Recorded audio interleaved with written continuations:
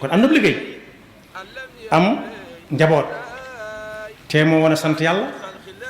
waaye gisatu ko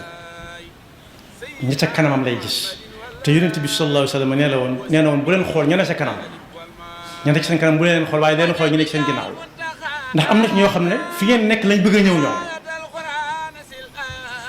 kuy xool ñi ci ginnaawam nag du mas a bew te dawlu dana ko yomb lool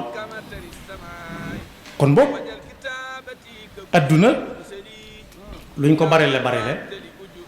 yi ne ci adduna luñ ca barile du tax du ñu tee di wutaat lu ñuy lekk bu ñu xëyee du ñu tee di wutaat ndox mu ñuy naan kon du jeex du taxaw amut luy xew ci adduna ba tax adduna mas a taxaw danañ jox misaal léeg-léeg danañ gis xew-xew boo xam ne ci oto yi lay xewe yàlla nay soree lool waaye du tee bu ñu leen di yóbbuwaat ci oto lañ leen dugalaat nga gis dëkk boo xam ne bii danaan dur jommi mooy làkk bañ fay ko rawale lañ mën a rawale